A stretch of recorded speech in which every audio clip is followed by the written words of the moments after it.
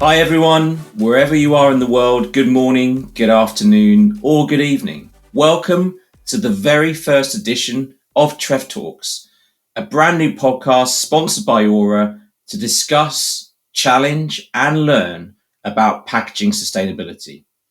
On each podcast, we'll be meeting with an expert in their field to explore what grinds their gears about packaging sustainability. They'll attempt to convince me to consign one of their pet hates to Recycling Room 101 so that it can be reinvented as something new and improved. I'm your host, Trevor Yong, and I could not be more delighted to welcome our very first guest to TREVTalks, Paul Nowak, Executive Director of GreenBlue. Welcome, Paul. How are you? I'm doing well, Trevor. Thanks for having me. I'm not sure if I can live up to expert, but we're going to try. I'll be honest, I'm still learning every day. So we want to do something new with this podcast, right? I'm delighted to have you on genuinely because we want to be pioneering as sustainability experts. We're here to learn more about you as a person, but also about GreenBlue before we really get into the exciting stuff about the things that really frustrate you about the industry and how we can all learn something, right? Yeah, no, absolutely. You got to kind of set the table before you eat the dinner, right? So when you think about GreenBlue, think about it's an environmental nonprofit, right? And the purpose, its mission is really looking at a system of materials commerce that can work for everyone, that is sustainable, but yet also recognizes that there's commerce in the world and businesses need to be part of it, that it's not a black and white, it's not a one-off. You can do both. And most people actually don't know GreenBlue or haven't heard of them, but what they have heard of is our programs. So the way we meet our mission is through different member programs. Some of the larger ones the people listening to and watching this might have heard of, the Sustainable Packaging Coalition, which is the SPC, that works through collaboration with our members across all of circularity to answer the questions of today that are really urgent in materiality and sustainability. How2Recycle, which actually came out of a collaboration at SPC, which I always think is kind of exciting that you see action coming out of our work. So the How2Recycle label is an instructional label for consumers, mostly in the US and Canada and North America. Maybe soon you'll see parts of it in Europe, we'll see. That is instructional on what to do with packaging, even if it goes in a landfill after you're done using it. And we'll talk a little bit more about that as we go. And then we have a couple other programs, the Recycling Material Standard. So it's how to start to look at recycled materials as a percent. So we've went through chain of custody thinking there, and chain of custody being who owns it and where does it move through. And then Navigate, which is our new consultancy group that is working on some deeper issues with members. Sometimes members get all that they need from the other programs I mentioned, but sometimes they have such a specific thing that's just for them that we will do a deeper dive and try to answer some of those questions for them. So as the executive director, what I get to do, which is just such an honor, is work with super talented people, way more talented than I could ever hope to be, and connect the dots. Some of what we're going to talk about today, like how do we take 2 + 2 and equal 15 instead of 2 + 2 and equal 4? I love that. And I think for me, having been recently introduced to GreenBlue and all of those different groups and membership organizations that you're talking about, I've learned a huge amount from attending SPC Impact, which was in Austin, Texas earlier this year. And as I understand it, you've got some other events that are coming up in the next 6 months. Correct. So we, one of the things that SPC does is we also believe live in-person conversation and collaboration are really important. The pandemic, COVID, all the things that happened there paused some of that. So we went virtual, but we're back to having live events multiple times a year. Our world has always been very small. I think we want to make it like it's not, like it's the US or it's China or it's South America. It really isn't. When you look at waste, when you look at what's happening with climate change, where you look at ocean flow, it really is a very small space. So when we look at what's happening in the US, we think it's important that we have a presence in Europe and Asia and South America. So we're going to be starting to look at where we can take the events in the future so that our members are getting the best information from across the world. While I'm very proud to be an American, there's lots we can learn from other countries. There's lots we can learn from other areas. So we never want to close that off. So having events in different areas is very exciting to me for the future. Assuming I will see you and your team hopefully while we're in the UK. It's already in the calendar, Paul. Yeah, I can't wait for it. I think it's fantastic that you are coming over with the team. And I think that what excites me is that the sustainability cohort, all of these people that I meet at these varieties of events, they are all aiming to do the same thing. Yes, they are employed by different organizations, but what you said there about the safe space, about the collaboration, this is only going to get solved if everyone works together. We can't expect just the US or just France or just the UK to solve the problem because we've got global supply chains, right? And I think it's a great idea to be broadening that spectrum and bringing more people into that group. And so you've alluded there to the sort of short-term plan to expand the horizons of GreenBlue. What's your aims over the next 5 to 10 years as an organization? I think the first thing I look at is service leadership, to be a servant and how we look at that. So it's not necessarily just my aims. It's what does today need? What's the challenge of today? And what do our members need? And when I come at it from that angle and take my ego out of it, which I have a fair amount of, but when I take that out of it, it almost starts to snap into place what we need to work on. And that's what I would call a green flag or a green light. You're going down the right path. So short term, it's very foundational. This topic is so critical to our world. We're looking at what's happening with climate change. We're looking at ocean waste. We're looking at all the things we're seeing in our news feeds every day. So foundationally, it really is growing our programs that are already in existence, making sure people understand them. So one example would be the growth of the How2Recycle instructional label. Seeing where that goes, it's already in Canada. There's lots of laws happening around truth in labeling. Being in front of the right people to say we have an amazing program that over 700 brands are already using. So do we need to reinvent the wheel? So there's a short term, that foundational work of making sure our programs that our members use today are as strong and resilient as they can be for the changing world. When we look at medium, I start to think about partnerships and scale, right? So like you said, we need to collaborate. There's people who are really good in different fields. So picking the right partners for long-term growth to be able to scale our programs. I'm very interested in what we're seeing in developing nations because they don't have a bunch of our bad habits. And, I think there's an arrogance in some more developed nations that we have this figured out. And then you see something really smart, innovative in a developing nation. So when I say scale, again, global scale for what we're working on. And in long term, really the idea is to put us out of business, to not have a GreenBlue SPC anymore, because it's been so ingrained in the world that we now understand global supply chain. We don't have a waste issue. We're working in circularity. So the long-term goals is to continue to scale. So say at some point, How2Recycle is just what everyone uses. You have a really clear instruction on a piece of packaging. They know what it is. It runs. There's education is built into it. So long-term, I always think of it as I'd love to not have a position anymore, and that means we've solved the problem. So that's really, I throw that goalpost out pretty far when I'm thinking long term.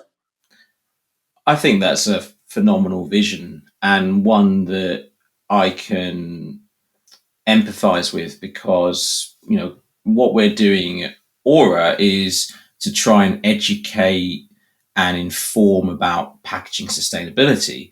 And if we achieve our goal, then consumers, businesses will know the best approach to be as sustainable as possible, in which case they won't need our services anymore. So I think we're on a similar page to that. And I love your passion for it. Personally, Paul, how did you end up working in this sector? And, what is your personal passion when it comes to sustainability? It's an interesting story. So I started in the packaging industry 35 plus years ago. I know you'd never be able to tell, but that I'm older in the industry. And really, I started as a temp on a dock, loading, folding cartons and packaging onto a truck every day. That's what I did while I went to college, um, or university for those uh, globally. And so while I was doing that, I would tell you, I had no idea that it was even an industry. I was so ignorant of packaging. I probably should have connected those dots, but I went to stores and bought stuff. This is before e-com people, so we went brick and mortar. And all of a sudden I saw these career paths opening up, and I'm a huge nerd in all ways. So Dungeons and Dragons, Lord of the Rings, all things nerddom. Very happy about the superhero movies, how packaging protects something. So if you think about food waste, places where you could not get fresh food, who now can get fresh food. When you think about RX medications, life-saving medications now and how they're formed in packaging. And it was one of those paradigm shifts in my brain where I was like, wow, this is super nerdy, cool stuff. So I kept going. I just kept working in the packaging industry. Production was my start, but then quickly kind of moved more into scheduling and estimating. Customer service became after that, where I had clients. And what I really like is I'm a generalist. I see myself as a generalist. And all of those things were additive. Like they were all transferable knowledge. And that's one of the things I see today where people don't necessarily, they're like, well, this was environmental, so how can it be finance? Well, it can be. It's all transferable. And so what happened is as my career grew and I was working in customer service and working with clients, I was asked to work on a number of innovation projects, R&D projects. I saw a pattern where they were really all sustainability projects, but no one was calling it that.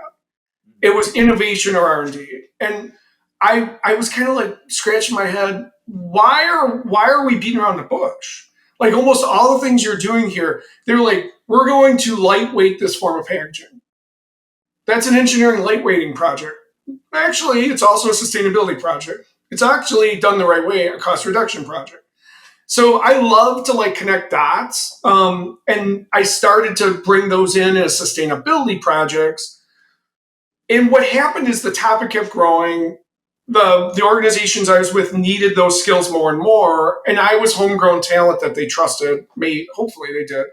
And eventually they promoted me to vice president of sustainability in my last role, where not only for packaging, but for the whole organization, I worked with clients on R&D and sustainability.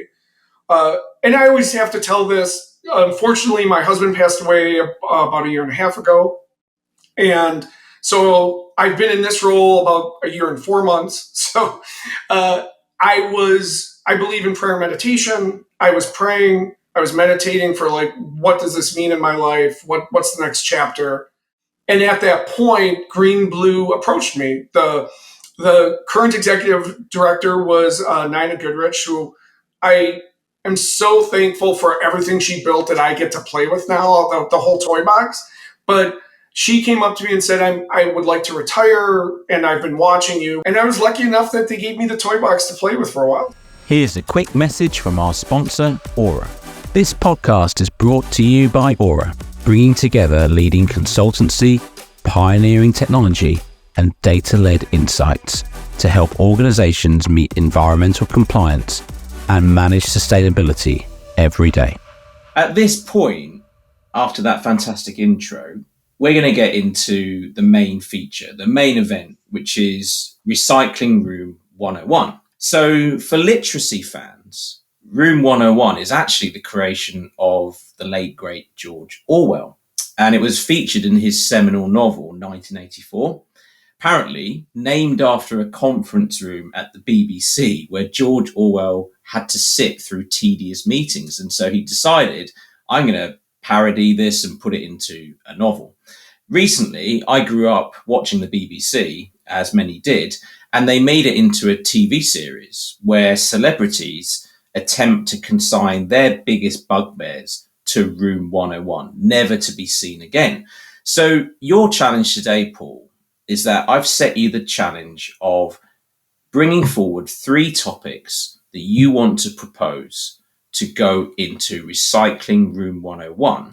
I need to be convinced about one of them, to consign it to Recycling Room 101, and we're going to reinvent it as something better. We're going to recycle that thing into the best possible solution. So, Paul, over to you. What is your first topic? Well, let's start with the spiciest one first. So I know you're more than a business person, but I also know you're a business person. So one of the terms that grinds my gears that I think needs to go in Room 101 is the term cost neutrality. And here's why.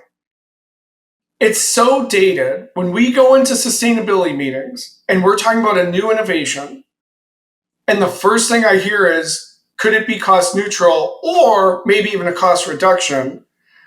My gears grind. I stop. I look at them like, really? Like, we're not even going to talk about this?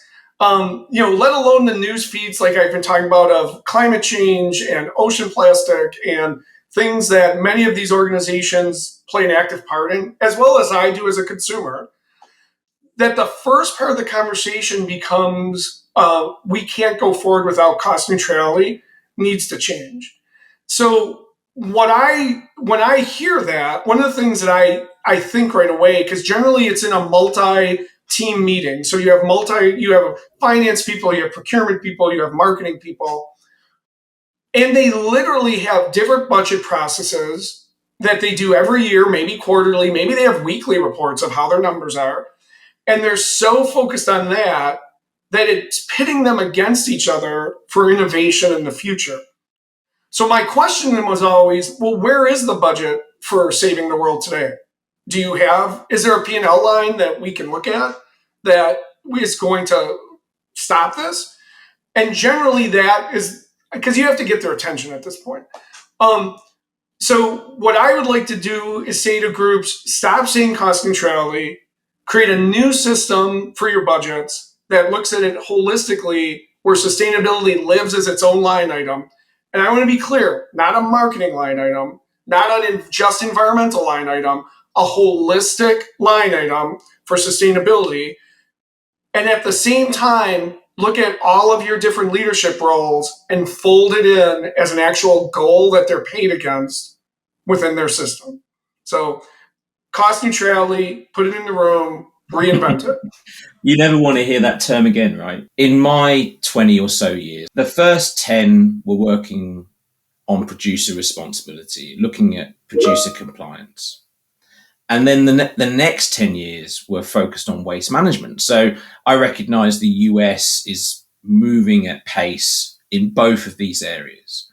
Whenever I used to go and see manufacturers or distribution sites to talk to them about recycling, they would always look at it as a moneymaker. How can I bale my cardboard and bale my polythene and make as much money as possible for my individual site? Because it looks good on their own individual P&L. I used to have people joke with me and say, that's going to pay for the Christmas party, right? But then you have another department right down the corridor who will be paying double in EPR or producer responsibility bills. And the organization just did not link the dots. And that was hugely frustrating to me because they weren't thinking holistically, like you said. And when you know better, do better, right? When you know, I don't want to beat up like the model worked for years, maybe. It's not working anymore.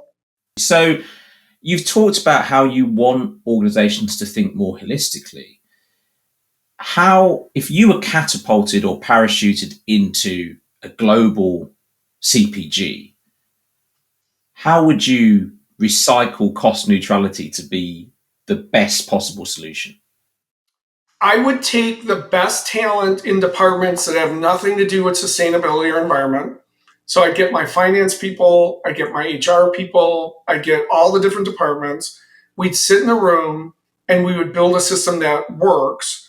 And this system would take a percent of everyone's P&L budget and move it to a new line item, sustainability, that then by committee, they'd have to work together with the CEO, the leadership of the company, to fund projects that would push the whole organization forward. And when I say I would take all the talent, I would also say, let's look at your CI department, your continuous improvement department. Pull them in. So if you want to eventually get to cost neutrality or even a reduction, maybe there's a path. Don't start there. But pull in all the talents across your organization that maybe you don't necessarily always bring into these meetings because you see that discipline as being so different. Pull these people in and say, how would we apply continuous improvement thinking, which is a science, to this in your budget process? So have them have a place at the table. So again, I think every department needs to give a percent of their budget to a new line item around sustainability. And then depending on the materiality of that organization, large organizations, they have a process for this already. Don't reinvent the wheel. Just, this is how we're going to do it. This is, we're going to fold it in. And then let your finance people help run it. Because if you've ever had a tough finance person, they're going to run it. Okay, so that's the first one. And we'll come back to these at the end to decide which one deserves to go into Recycling Room 101. So what's the next topic that grinds your gears? Yeah, so the next one for me is binary thinking. And so I'll unpack that a little bit. Think paper versus plastic. Think recycling versus reuse. Think success versus failure. Perfect versus imperfect. Male versus female.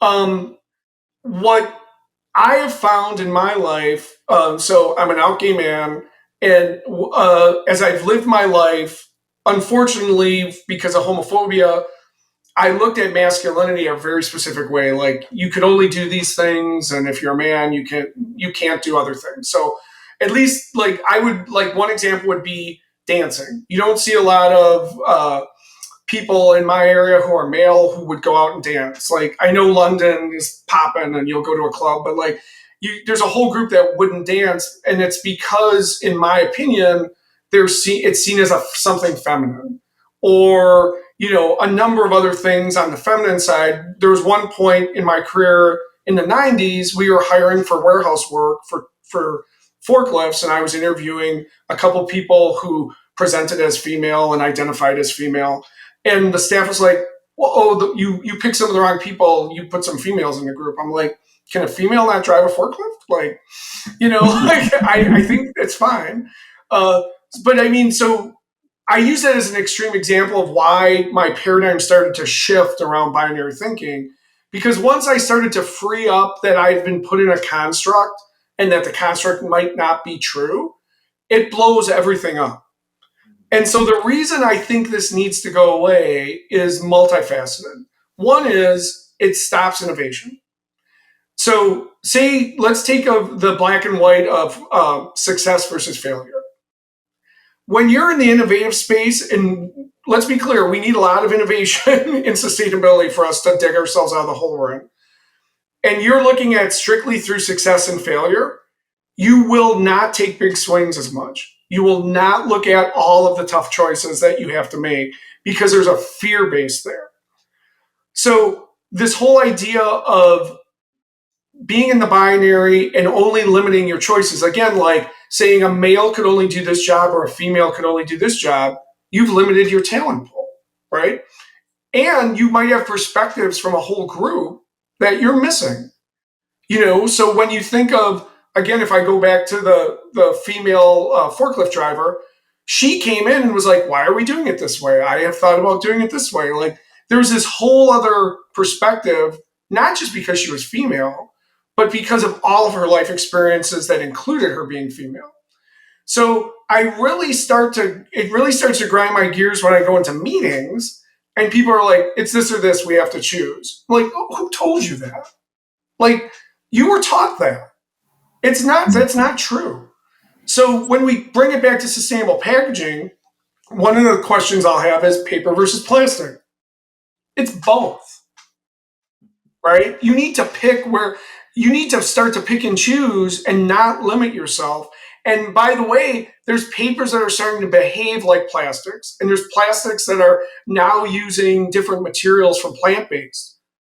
If you limit yourself to binary, it's paper or plastic, would those have even existed? So I feel very strongly that we are self-limiting innovation, and we're pitting solutions against one another when we sit in the binary. And I also believe that when you look at other science and other learnings, like binary thinking and gender, you can expand that to our world. These are, again, transferable concepts. We don't have to make it always about sustainability and the environment.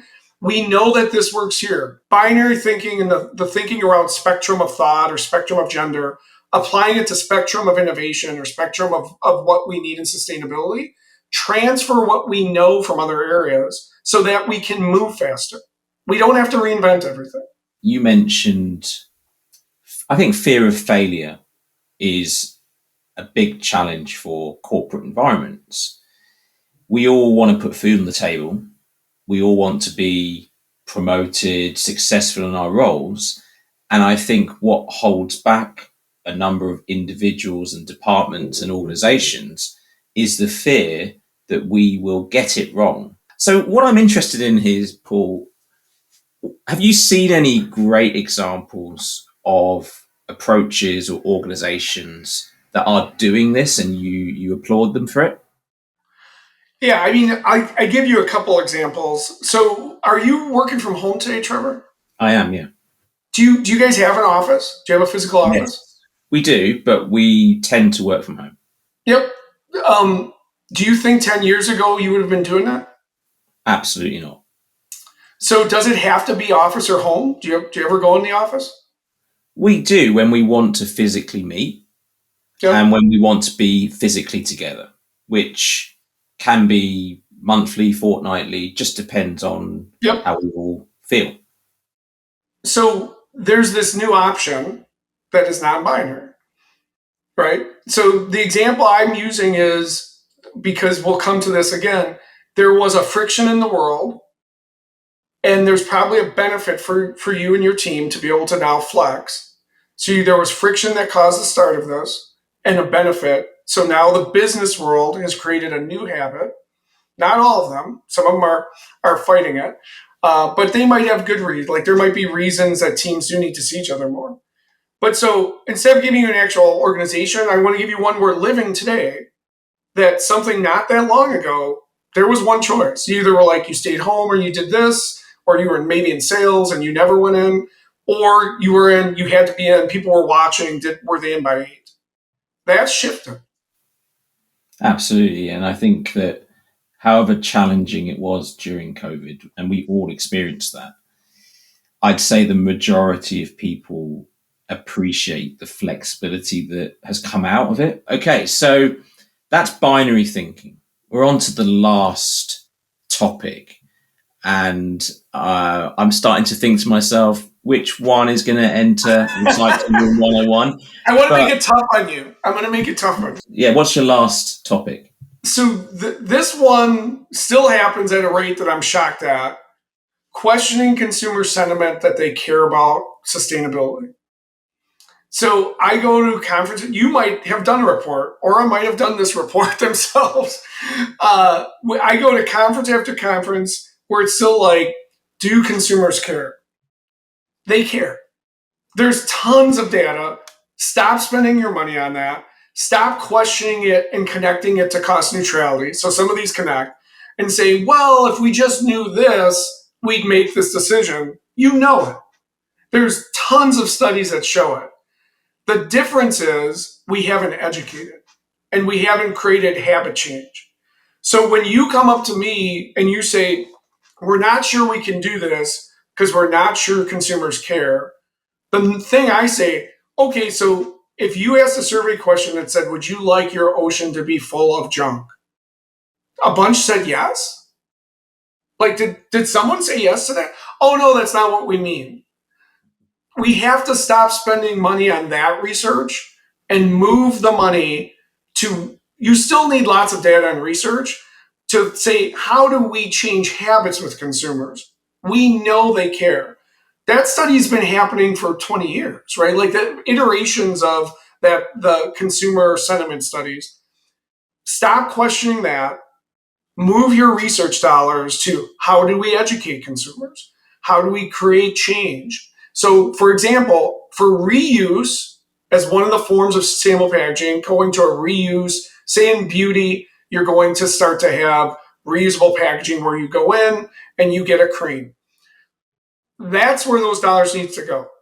So that you start to say, how do we engage that consumer? How does the packaging look for that consumer? How do we market to that consumer?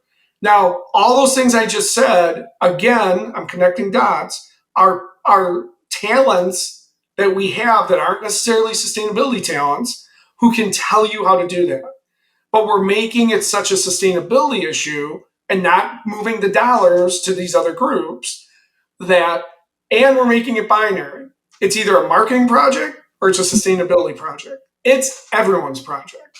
So, but the way they stop it is they question consumer sentiment. Stop doing that. No more of that. We know consumers care. There's a very small percent that just want our earth to start on fire. So we have to stop spending dollars in the wrong places. We don't have time. We don't have time for it. Once again, Paul, it comes down to fear of failure, I think, where consumers are asking for the answers, but there isn't anyone out there telling them the one version of the truth. In fact, organizations are actually fighting one another to prove that in a binary fashion, plastic is worse than paper. That as an example, right? And I'm not spending money. Exactly, but there isn't. I would love to log into YouTube, right, which is now where everyone watches their media, and see a real advertising campaign that informs consumers of what the right choice would be. I still haven't seen it. I don't know how far away we are. I think there are certain brands and organizations that are really trying their best, but unless we collaborate and everyone agrees on how we're going to do it, we've got to that point where I have to decide which one goes into Recycling Room 101. And if I'm honest, I think that it's going to have to be cost neutrality. And I'll explain why. The guy who was in sales went with cost neutrality. I like that. I'm going for cost neutrality because I think it's the route towards success. If we can get organizations to take on board Paul's advice, and maybe you just want to ring Paul up after this and say, Paul, come in, tell us how to do it, write it down, consult for us. But if organizations took on board your advice, utilized a piece of every department's budget, and then really took sustainability seriously, we would have less binary thinking. We'd have more inclusionary, innovative thinking, and we would have more money available to invest in R&D and invest in education and stop questioning consumers and actually start delivering solutions. So I think you probably led me in that direction anyway. Never. I would never do that to you. But yes, we're going to consign cost neutrality to Recycling Room 101. Well done, Paul. Excellent job. Thank you. That was great. So as we finish up today's podcast, I'd love to hear a Teach Trev fact, something that you don't think I'd know already, that we can share with our listeners and our viewers, and they can go away and ponder and realize that they could probably go and find out a bit more. So what's your Teach Trev fact for today, Paul? Yeah, no, that's an easy one for me. And you might have heard me say this. So at our event in Austin, we were really fortunate that we had Dr. Wendy Wood there. And she is a psychologist, neuroscience person. She's not an environmentalist. She's not a sustainability person. And it's been in my brain since I've heard it. Like, it really has been a paradigm shift for me. So the fact I'd like to teach you is that habit changing has nothing to do with people caring about the environment. It's science. It has to do with friction and reward. So whenever you're coming up with a sustainability program or a new product, or you're working through how to make this work, the fact of the matter is we know how the brain works. Go do some more research. Take this as a fact. If you believe that neuroscience is real and we understand how people learn, that educators, that if you've went to university, that all works, take that science and start applying it to this problem. Because what you find is that we're spending a lot of money and energy on things that don't work because we're not taking proven science. So for instance, one of the examples that she used was why New Year's resolutions or diets fail. So it's not that the person doesn't want to be healthy. So in this case, it's not that the consumer doesn't want to be sustainable. And it's not that they don't have a drive at a certain time to do, quote unquote, the right thing. In a diet situation or a New Year's resolution, it could be to lose weight or to get healthy. In sustainability, it could be to help the world. But instead of looking at what the failure rate is there for New Year's resolutions and saying we have to make it where there's friction and we have to make it where there's a reward. So the friction might be that you can no longer drive from A to B. Someone is going to take your car keys and you're going to be forced to walk. And you will hate that. And so you will then look for a way, for a reward on the way to say, well, if I can stop here and get my favorite coffee, or if I can stop here and stop at the pub after, then I will have a reward, but you're still walking. This is all proven science. And I get really excited about sustainability and packaging exponentially getting better and faster if we start taking proven science from other areas and stop making sustainability this unicorn and applying it to it. So the fact for me is habit change is understood by science, Trevor. We should know that. And we should have those people teach us what to do with sustainability and consumers. I've loved that, Paul.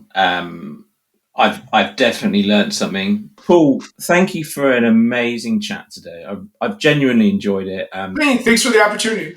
I'd just like to say, for everyone that is watching or listening, please follow GreenBlue, How2Recycle, SPC on LinkedIn. Their links will be in the show notes so that you can stay up to date with all the latest news and events from Paul. And if you enjoyed today's podcast, don't forget to subscribe. Tell your friends all about TREVTalks, the packaging sustainability podcast from Aura. Thanks, Paul. See you again next time. Good to see you, Trevor. Cheers. Bye-bye.